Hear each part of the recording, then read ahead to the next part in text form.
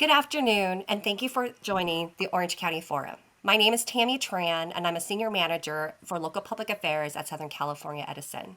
I have the pleasure of being your moderator for our very special pop-up program today. Today, we celebrate Asian American, Native Hawaiian, and Pacific Islander community, and we are going to highlight some of the achievements we have seen in Orange County's rich history, past, present, and our bright future. In 2020, the census count, Orange County saw a dramatic 31.1% of growth in the Asian American population. That's one in every five resident of Orange County. However, we have also seen a national rise in anti-Asian hate fueled by the corona pandemic.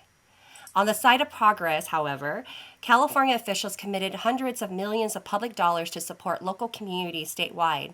Many of these organizations exist here in Orange County. On behalf of the OC Forum, I am truly honored to have such an inspiring group of AAPI leaders in our Orange County region with me today. Let me start by introducing our first guest, Marianne Fu, Executive Director and founder of the Orange County Asian Pacific Islander Community Alliance, also known as OCAPICA. Mary has been a champion of her community for over 30 years, working on issues that affect diverse populations on the national, state, and local levels. Under her leadership, OCAPICA has helped many underserved communities prosper in areas including health, education, workforce development, and civic engagement. Thank you for joining us today, Marianne.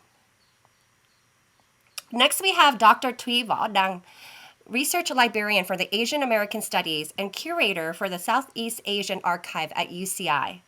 Dr. Tui has devoted herself to advancing the practice of community-centered archives, which focus on the preservation and access to histories of marginalized groups. She also co-authored a book published in 2015 entitled Vietnamese in Orange County, and a People's Guide to Orange County just this year. Dr. Tui, it's a pleasure to have you with us today as well.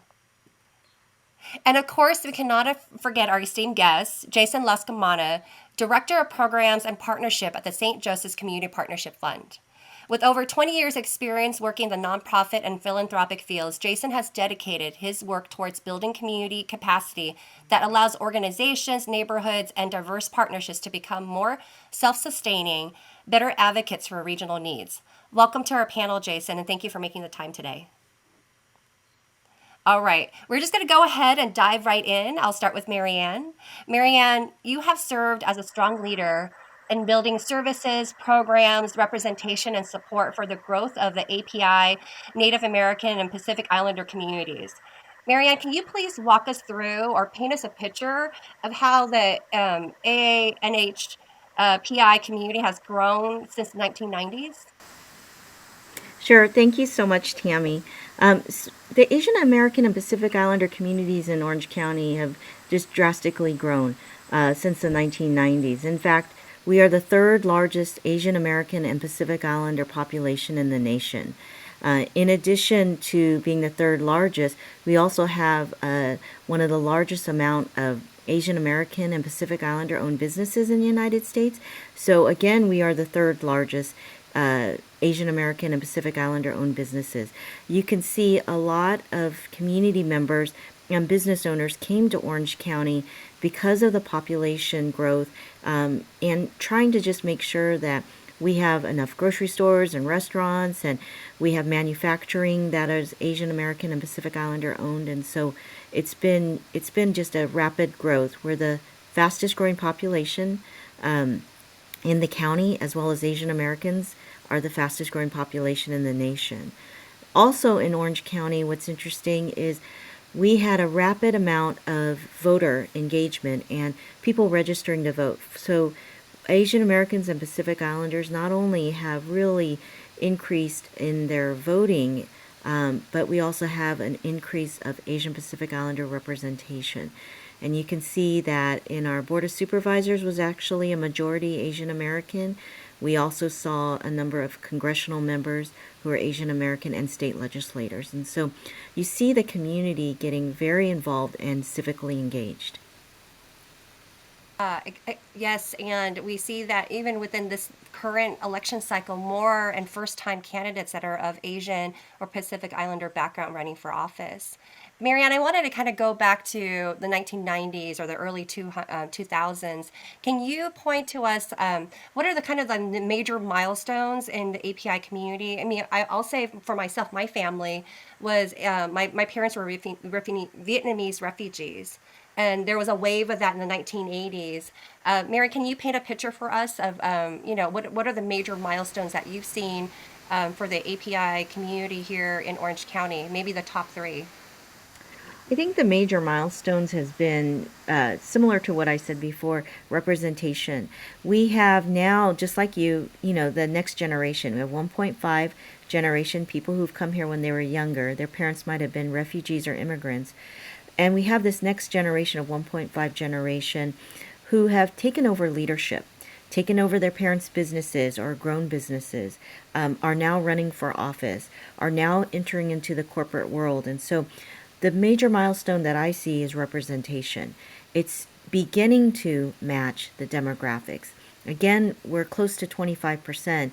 We still don't have 25% representation in probably all sectors, but it is growing. Another major milestone is the growth of Asian American and Pacific Islander community based organizations and resources. Um, when the refugee and immigrant communities were coming into Orange County, there weren't a lot of services or resources.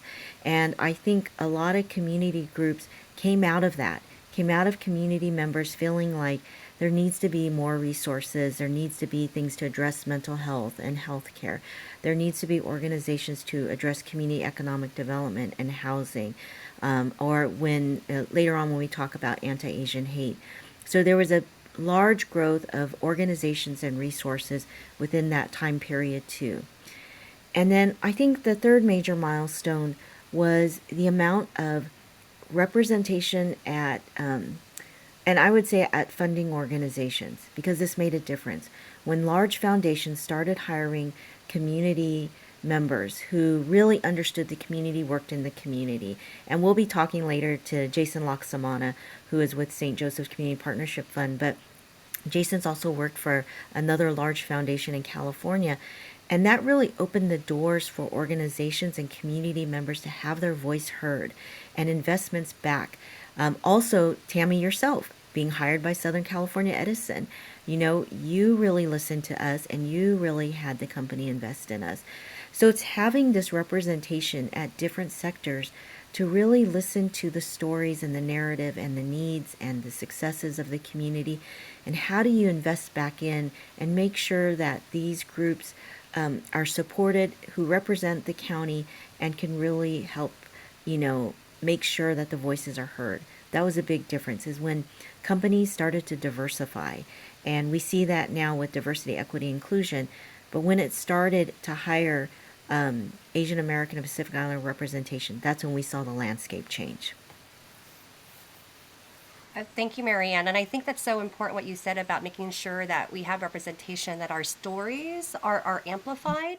And the representation isn't just in government, right? And it's not just in the nonprofit sector, but across, across the corporate sector, the business community, even in healthcare at the highest levels of leadership. I mean, we are folks that are on the front line. We have a lot of API representation in terms of service providers, but we also need to make sure that we're advocating for DEI efforts to include Asian Pacific Islanders at the leadership levels of our major institutions. I wanted to switch over to Dr. Tuiva. Now, Tui, can you share with us? I mean, your role is really important because you're preserving history. Can you talk a little bit about the importance of preserving Asian Pacific Islander history, and why are there challenges to that? Maybe you can talk a little bit about that. Sure. Thank you so much, Tammy, and thank you, OC Forum, for bringing us together to celebrate and really acknowledge the achievements and milestones of our AAPI communities. Marianne has really set up kind of these contemporary benchmark moments, right? These milestones. I think it's really important to also connect those back to a longer historical context, right? Asian Americans are not new to this county. Many of our communities have been here for generations, working in the farmlands and the Trans-Pacific railroads. And these communities were diminished over time, in large part because of racism and xenophobia. So Orange County used to have Chinatowns in Anaheim and Santa Ana, and today we no longer have those. And after World War II, Japanese American farmland um, was also taken away, when Japanese Americans were incarcerated.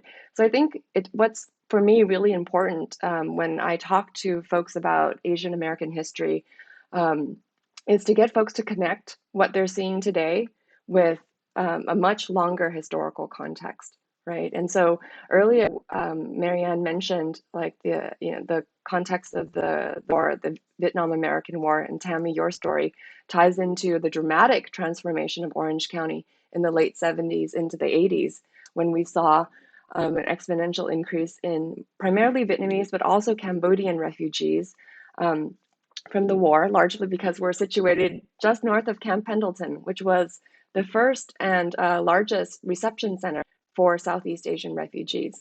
And in many ways, we're here in the US, we're here in Orange County because the US was over there in our homelands, right, in Cambodia and in Vietnam.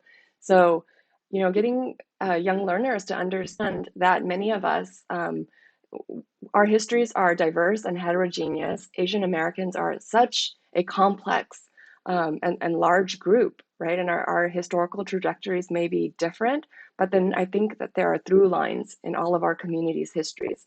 And those through lines really include the racism that we've confronted, the also, I think the perception that somehow we're foreign, even though, Chinese Americans, for example, have been here for generations. So I think understanding that will help increase a sense of solidarity amongst AAPI communities, but also I think increased awareness and appreciation amongst non-AAPIs for the struggles of our communities and the ways that we've really continued to persist and built thriving and vibrant communities right here in Orange County.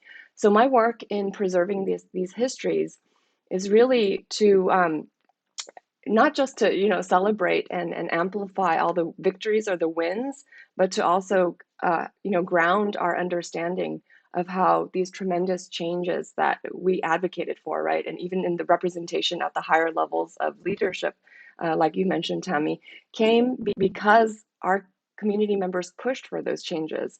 We rallied around issues throughout history that the struggles today, I think, that we're seeing around us in terms of anti-Asian hate, if we're able to connect that with what our ancestors have experienced in the past, I think that might give us strength to persevere. So let me stop there and invite Jason to also reflect on that, because I think all of us are doing similar work, but in different and pathways, right? Yeah, absolutely, Jason. I mean, and I think that we talk about leadership and representation.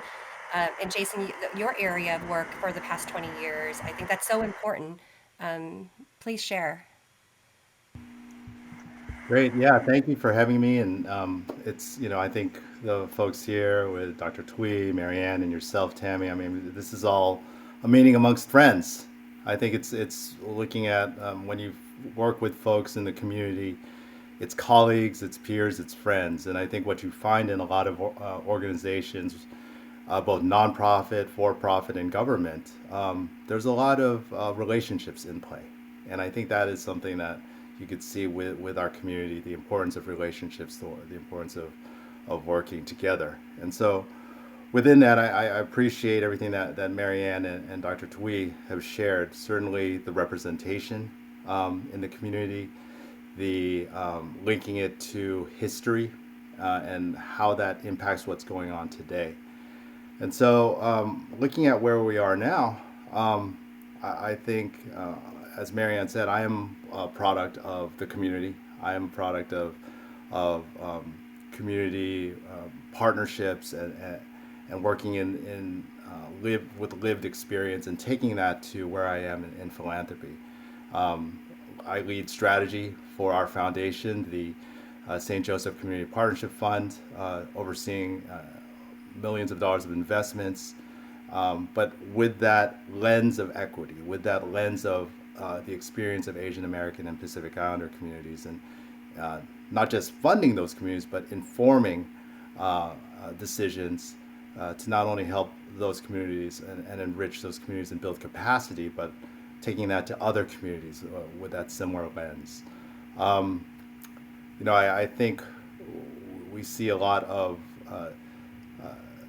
increased representation, um, increased participation, not just in philanthropy, but across the board. And I think that is something that, reflecting on history, it's been built off of the efforts of many communities, many community leaders uh, throughout the history of Orange County.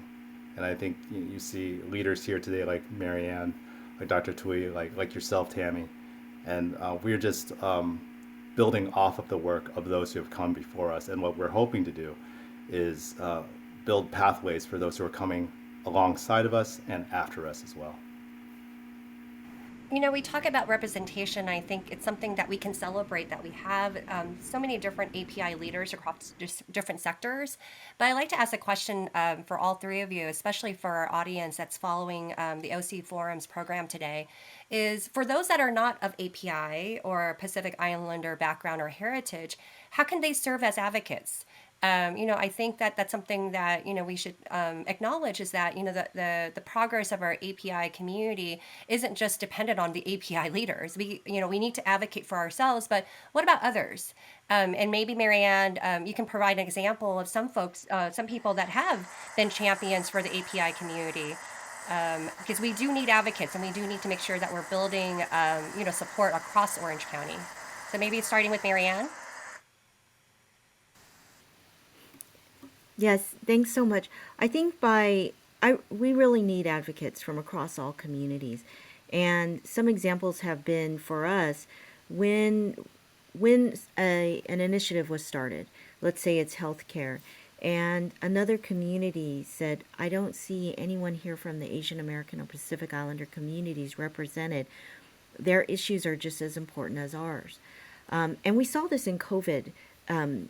In the past 3 years, where a lot of the COVID cases were first among the Latinx communities. And there were issues around, how do we address this? What are we going to do? What is Santa Ana, Anaheim, Garden Grove going to do? And we saw many organizations that we work with say, well, we need to include Asian Americans and Pacific Islanders and others, not just us. And that was really amazing and helpful, because what we ended up seeing in the data was Pacific Islanders had the highest amount of mortality from COVID. And if we didn't have other communities stand up for us, people in healthcare would not have known that necessarily. And so just to have that representation at the table made a difference. And so many other ways where, in corporations, when somebody says, I really think we need to diversify leadership and have other voices. Who here in our sector, here in our corporation can bring those voices to the table? We found that many of the corporations in Orange County that we work with who have diversity, equity, and inclusion committees, or they have ERG groups, they have their employee relation groups, and by supporting those groups are really helpful, and it listens to your workers. But they also bring us in, other community resources, in to talk to, all workers. During Asian American and Pacific Islander Heritage Month, for example, Boeing has brought us in to talk about what, it means to us, about the data, what programs we're doing, how can we partner together. And I think those examples are really great. When you just look at the demographics of your county and of your area and of your cities and neighborhoods, and you invite people in, it makes a difference. I agree, Marianne. And I'll share a quick example at Southern California Edison. You mentioned the employee resource group. So I was president of our employee resource group for APIs at Southern California Edison. And typically our groups are, we have executive sponsors. So executives will sponsor the organization. So the executive sponsors for the Ascend, the API employee resource group, were two white men. It was the chief information officer and our president of our utility, Todd Inlander and the late Ron Nichols. And I remember having conversations with people like, why would you have two white men be your executive sponsor? And it was because, number one, we had a lot of APIs within the IT sector, and having the chief information officer, or the executive vice president, or the senior vice president, it helped us have an opportunity to directly advocate for greater representation at the highest levels, right? Even though the employees were well represented, but that we were lacking on the leadership level, and because of that, they've hired a API in a VP role. So I think it's very important, this notion that we need to make sure that we educate others about our APIs and advocate for them and support those who are non-APIs or supporting us, whether it's in the corporate world or in government. There's a lot of elected officials that represent large API populations that are not of API heritage or descent. Twee or Jason, would you share examples that you've seen in the academic or in the foundation world? Yeah, I can jump in. I think, really amazing work that's happening in the nonprofit and addressing healthcare disparities. I also think what needs to happen is narrative change, right? I think Marianne had mentioned narrative as being so instrumental. And so what that allows us, because I work in the archives profession, what we do is assemble all of these historical materials, anticipating that in the future there'll be researchers and people who want to know about what's happening today or what's happened in the past in order to make meaning from it. And I think archive plays such a crucial role in narrative making, and especially if we're thinking about working towards equity, working towards justice, right? So I think one of my other avenues of work is being an arts advocate in the community. So I volunteer with Arts Orange County on the board of directors and the Vietnamese American Arts and Letters Association. And through these roles, we're trying to push for narrative change so that we can push for this kind of cultural understanding to shift. I think that allows for advocates, non-AAPIs, right, to make choices about the kinds of information and knowledge that they want to consume about us. Because I think what you're seeing today is like this kind of overwhelming, you turn on Netflix or you turn on any kind of a popular culture platform, and there's so much out there, right? What choices do you make? How do you kind of select meaningful things to consume? And so what we're trying to do is really push for kind of transformative knowledge about our communities to be created, right, by our own communities. What I've seen in terms of stewardship of the Southeast Asian Archive is that often knowledge about refugees, knowledge about Vietnamese refugees or Cambodian refugees or Hmong or Lao refugees, it was created by non Southeast Asians, people who were helping with resettlement or people, white military personnel who were part of the war effort.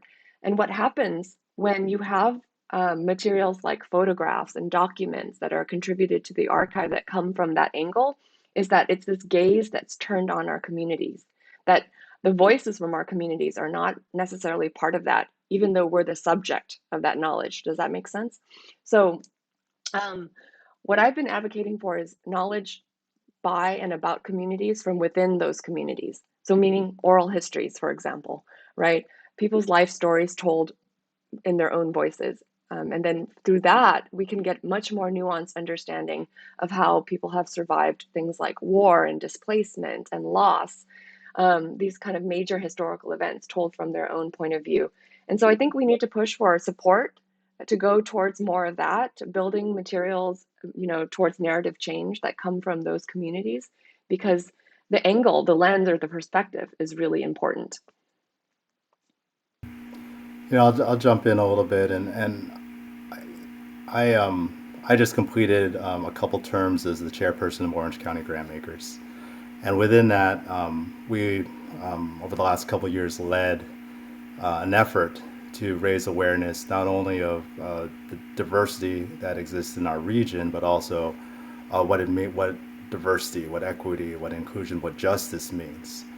And in a lot of the conversations we've had, it was really reducing this sense of like, well, that's that community, or that's that community over there, but really creating a sense that this is our community, this is our shared community. Yes, it's very diverse, but it's our own community. This is our Southern California, our Orange County region. And what I would say to a lot of folks is, when you look at certain communities, let's say the Asian American Pacific Islander community, there are many people, many families, many individuals in those communities who've been struggling alone. And I think whether it's a kid in school or an immigrant family who may not be speaking English that well, they've had negative experiences. And they will deal with that on their own and struggle alone. This journey towards equity and equality and justice is not going to happen overnight. But what we do need is to struggle together. And I think there is a certain poetic beauty in that. If we're struggling together, we're moving towards the light of justice. And then for those folks who've been suffering alone, there's hope. You realize, hey, we can overcome this. And so to those folks who are not Asian American or Pacific Islander, this is your community too. And I think everyone can come in with that lens of equity, with that lens of appreciation for the diversity that we have in our region, our rich diversity, which is not a threat. I think a lot of people say, well, we just need to have tolerance. Tolerance is not the answer. It's appreciation. And when you appreciate, then you say, whoa, this is this gift of diversity, this gift gifts that are coming out of the Asian American Pacific Islander communities. It makes my life better, even as not someone from that community. So we've seen it and been seeing it a lot more, as Marianne has said, about representation. In the philanthropic circle, it has been working together across different communities, focusing on collaborations. Our foundation really focuses on building the capacity of collaboratives, oftentimes multi-ethnic, multi-sectoral collaboratives. And that's how we're going to get to answers for our community. In fact, if you look throughout history, since we have a historian on the panel here, every movement, it's been a multicultural, multi-community movements. The civil rights movement was not just about African Americans. There was Jewish, there was white, there was Asian Americans, Latinos, all part of that. And that's what we're looking at here, that you have people standing in solidarity, struggling together, working towards justice together. Jason, I love what you said about those who are non-API or not of API heritage, that this is your community too. And I think that's really a marker, or how we would measure like true diversity and inclusion, is when people feel like, these culturals, these celebrations, these advancements or struggles and pain are ours. I will say that there's been some recent tragic, incidents that have happened here in Orange County, and I've gotten tons of texts from people that feel that pain or that outrage of those types of incidents, and I feel like that makes me feel like it's not just an API thing or an Asian thing, but it's an Orange County community. We come together when we can, in celebration, but as well as when we mourn or have grief over certain incidences that have happened recently. Jason, I wanted to highlight something as we look to closing our program, because we have very limited time for such a rich conversation. The Orange County Grantmakers and the Orange County Community Foundation, as well as the Asian American Futures and Asian Pacific Community Fund, recently did a 4-part video series, and I believe it was a partnership with Cox Communications. Can you share a little bit about that? Because I think that's very appropriate for us to kind of make sure that we amplify this video series. Yeah. Originally it was the idea about what can we share about the community, and looking at, especially in light of the rise in anti-Asian hate incidents and violence, which I will say honestly has always been there, but I think it's been amplified now because of certain rhetoric in the communities, and maybe not necessarily just from Orange County, but from national voices and different, let's say, political rhetoric.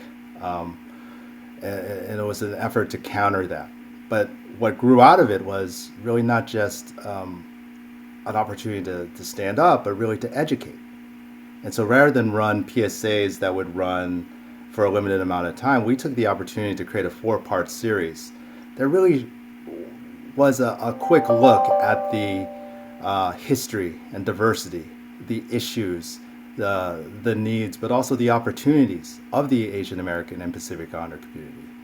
And I think I've been proud to be a part of that. I can't take the credit for it. That we had such great partners, both from the philanthropic world, but also the community partners who were engaged in this. I know Marianne was a part of it, and it showed that rich diversity. And our hope is that these serve as invitations for folks both within and outside of the Asian American and Pacific Islander community to learn more, to engage, to partner, and to again appreciate this gift that we have in our region of these communities. And so they'll continue to run. In fact, they've been running on the Cox network channels. We just completed a profile on NBC about it, and I think it's something that we're excited and looking to build off of and partner with everyone here. Thank you for sharing, Jason. And so, just to recap, the 4-part series is entitled "Voices from the Asian American, Native Hawaiian, Pacific Islander Community in Orange County." It's available online. We're going to make sure that we have it on our OC Forum website as well. So to close our program, I want to close on a high note, and maybe I'll ask all three of you is to share who has inspired you and keeps you going in fighting for the API community here in Orange County.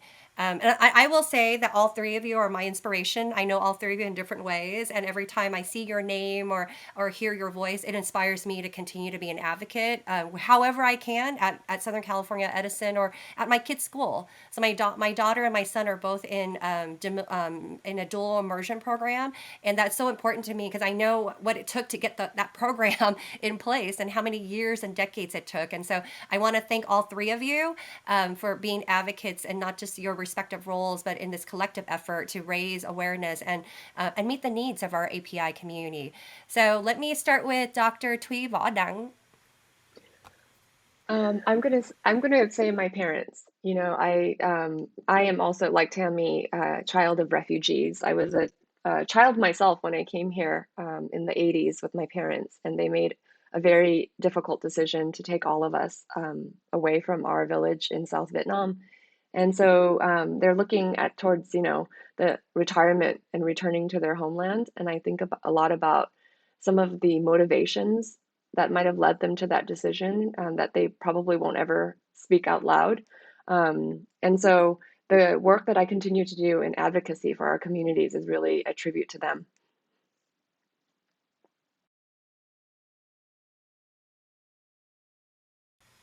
Thank you, Twee. I feel the same way. Marianne? I think it's very similar. My parents, and I'm fourth generation, so my family's been here since 1850s, and they've seen it all. And so my parents taught me early on about civil rights, about standing up for all people.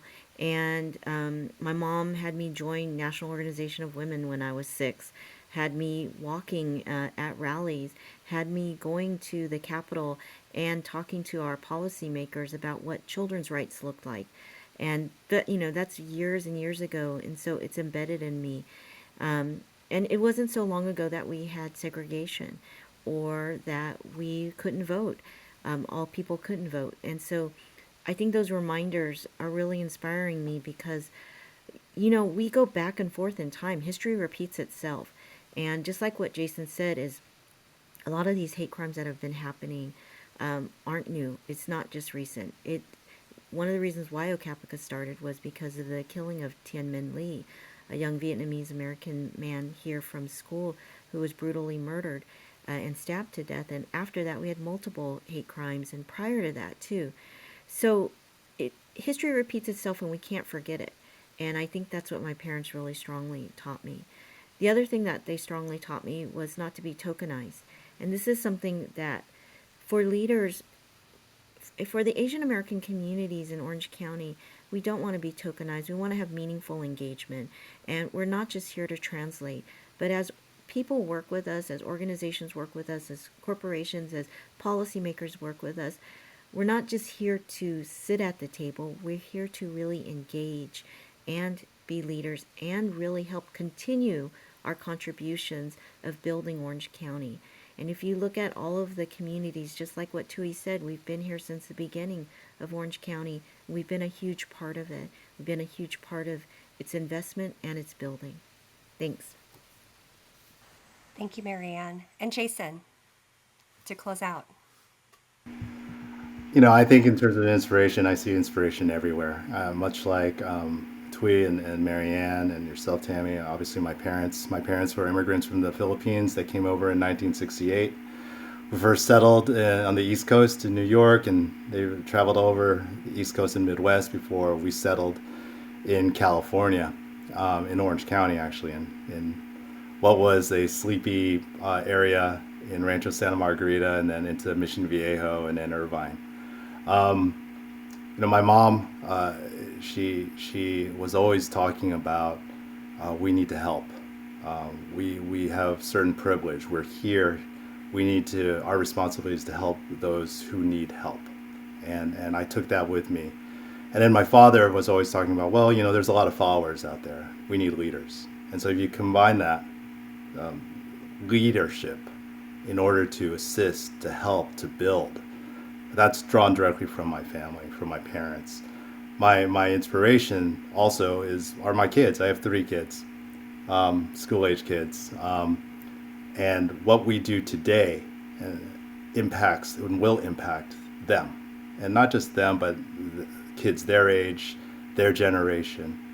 And so I take inspiration from my parents with the impact on my kids and the next generation. And so I see that as the opportunity, but also the responsibility that we all have. And it's something that I welcome. And I think it's a responsibility when we speak to folks like in these settings with OC Forum, or where we have decisions that are put in front of us about funding or policies or even who to hire. You take that in mind about where we came from and who we're doing this for. And all that with an idea that we're trying to make our community better and whole. And so I'm thankful to have the opportunity to share some time with you today, and love being with all of you. This is such a blessing. Thank you. Thank you, Jason. Thank you, Marianne. And thank you, Twee. The Orange County, the OC Forum was founded in 1990. And I will have to say, as a board member, I'm sure back then in 1990, we weren't as diverse as we are today. And so I think that's a testament to the representation, the hard work that the AAPI community has worked to be visible and to be represented. So on behalf of the OC Forum, thank you to all 3 of you for making the time to help educate and help share and celebrate our API accomplishments. To our audience, thank you for joining us today. There's a lot that we can do together. There's a lot that we can do to stay connected and support each other. So thank you for following today. We will share contacts for the organizations that joined us today, as well as a link to the 4-part series in partnership with Cox Communications and a number of community organizations on our website. So on behalf of the OC Forum, thank you for joining us today, and have a wonderful celebration of API Heritage Month.